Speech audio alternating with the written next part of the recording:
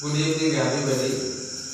तो आज कक्षा 12 का पार्ट 4 जिसका नाम है इलेक्ट्रिसिटी, हिंदी में कहें तो विद्युत। इसके अंतर्गत हम क्वेश्चन पढ़ेंगे विद्युत प्रतिरोध के नियम या विद्युत प्रतिरोध को प्रभावित करने वाले कारक कौन कौन से हैं उसके बारे में, या जो नियम है उसके बारे में जानेंगे।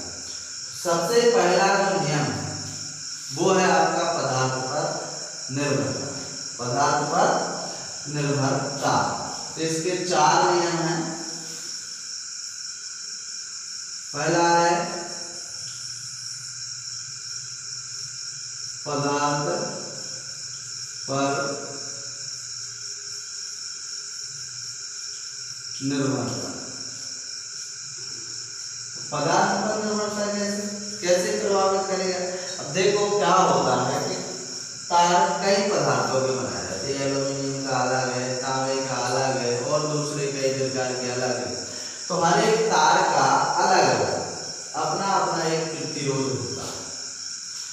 तो आप इसमें देख सकते हो कि एक समान ताप पर कोई भी एक टेम्परेचर ले लिया आपने, मान के चलिए 20 वोल्ट ले लिया या 200 वोल्ट ले लिया, कोई भी एक टेम्परेचर या एक ताप ले लिया। अब समान लंबाई, तो आपने 200 वोल्ट ले लिया, फिर ये आपका ताप हो गया ताप। अब आपने 200 वोल्ट ताप पर समान लंबाई, तो एक बराबर लंबाई, एक ये तार का टुकड़ा है, समान लंबाई, समान अनुप्रस्थ परिच्छेद क्षेत्रफल यानी समान मोटा, तो उतना ही मोटा एक आपने दूसरा तार ले लिया।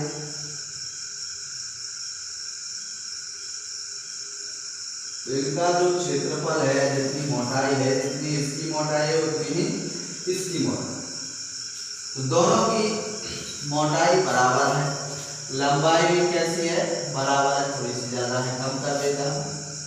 तो दोनों की लंबाई बराबर है, मोटाई बराबर है और दोनों का ताप बराबर। लेकिन क्या है कि ये आपका एल्यूमिनियम का है, ये एल्यूमिनियम का है और ये आपका तांबे का है। अब इसमें क्या है, इसका प्रतिरोध अलग होगा और इसका प्रतिरोध अलग होगा। तो आप लिख सकते हो कि समान ताप पर समान लंबाई, इसको मोटाई को अनुप्रस्थ परिच्छेद क्षेत्रफल बोलते हैं। तो अनुप्रस्थ परिच्छेद क्षेत्रफल, अलग अलग पदार्थों के तारों का प्रतिरोध अलग अलग होता है या भिन्न भिन्न होता है। मैंने बताया कि ये एल्यूमिनियम का तार है और ये दूसरा तार जो है तांबे का है, कॉपर का है। ये दोनों की समान मोटाई है, समान लंबाई है, लेकिन इनका यदि इसमें से 200 वोल्ट का करंट डाला जाए तो इनका जो तार है वो क्या होगा, अलग अलग होगा। इनका प्रतिरोध क्या होगा, अलग अलग होगा। इसका मान के चलो 200 भी हो गया, तो इसका मान के चलो 190 रह जाए। तो इस प्रकार से अलग अलग पदार्थ के यदि तार लोगे तो उनका प्रतिरोध अलग होगा। दूसरा आपका लंबाई पर निर्भरता।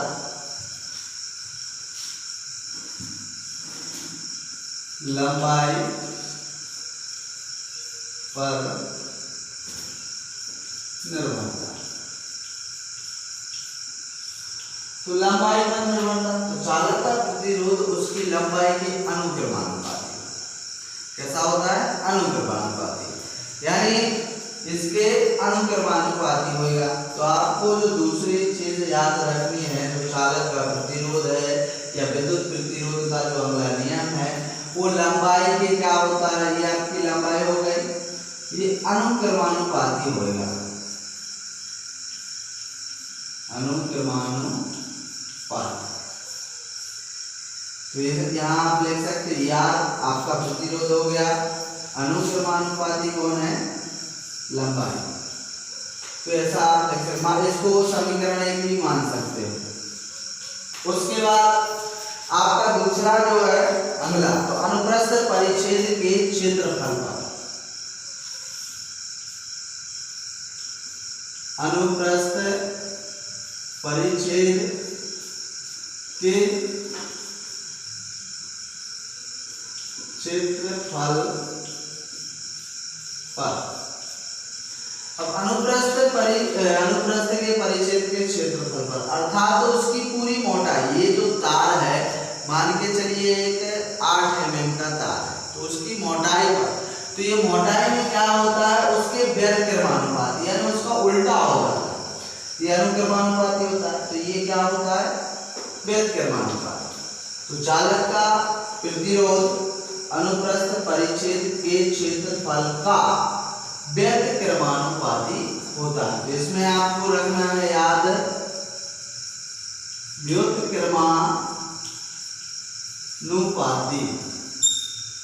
व्युत्क्रमानुपाती लिखना है, याद रखना है आपको, बस सिंपल सा है। तो आपका व्युत्क्रमानुपाती में हो जाएगा R व्युत्क्रमानुपाती 1/1। ठीक, अब अगला जो है वो है आपका ताप पर निर्भर। तो ताप पे यदि आप किसी भी चालक का बना, कोई भी एक तार ले लीजिए, कोई भी चालक तार हो, धातु का होना चाहिए, पर यदि उसको ऊष्मा दोगे या हीट करोगे या उसको टेम्परेचर करोगे, तो उससे क्या होगा, सॉरी यहाँ लिखा नहीं है तो लिख लो ताप। तो कोई भी धातु का यदि आप ताप बढ़ाते हो तो उसका प्रतिरोध क्या होगा, बढ़ जाएगा। तो सिंपल है। अब आप समीकरण 1 व 2 ले सकते हो, समीकरण 1 व 2, तो आपका क्या हो जाएगा, R व्युत्क्रमानुपाती L/A। तो ऐसा भी आप लिख सकते हो, ये आपका 1 लिखा है, ये यहाँ L/A लिखा है। तो ये आपके 4 कारक थे या विद्युत प्रतिरोध के 4 नियम थे, बिल्कुल ही सिंपल है। सिर्फ आप उसको समझो उसी के हिसाब से, अपने हिसाब से समझोगे तो समझ में नहीं आएगा, क्वेश्चन को क्वेश्चन के हिसाब से ही समझना चाहिए। धन्यवाद।